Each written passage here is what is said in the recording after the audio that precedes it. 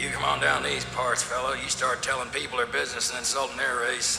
You end up like champagne, I'll tell you that right now. I listened to his show the night that he was killed. There was this drug-crazed kid bothering him.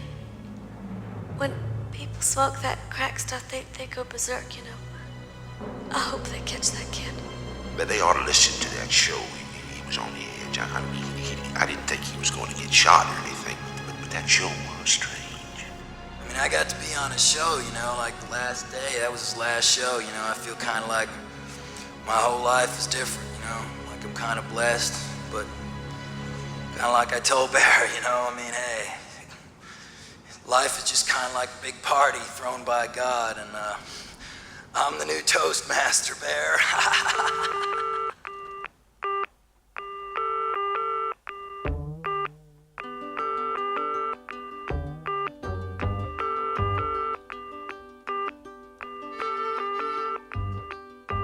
Like Barry always said, if you didn't like him, turn him off.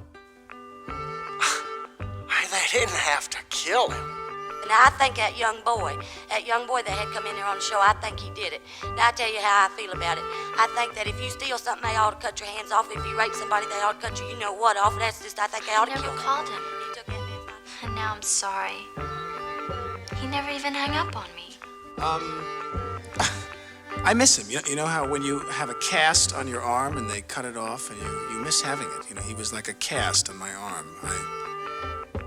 I miss him. He was like a hot fudge sundae with fresh pecans. Now, I knew I shouldn't listen to him because he always got me so dang riled up till I was like to smash my radio. He did a whole show once on which way to roll your toilet paper, over or under. People responded for hours. Some got so angry they hung up. I called almost every night. I loved Barry. Didn't care much for the fellow who answered the phone, though. You know, he always forgot I was waiting on the line. Didn't I read he was having some kind of problem with his wife? Yes, he was insensitive and nasty, but he was a strong masculine presence on the radio. Why would anyone do such a thing? Oh, well, there's another bright star in God's heaven. My view is that you don't give a group like the neo-Nazis access to the airways like he did. Basically, I couldn't stand Barry Champlain. I was in love with his voice. I was in love with his voice. He was in love with his own voice. My first thought was that I couldn't believe anyone could hate him that much.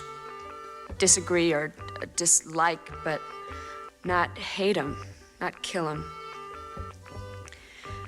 My second thought was that he always wondered if there was a God. Barry said that he had to wait until the evidence was in. Now you know, Barry. Now you know.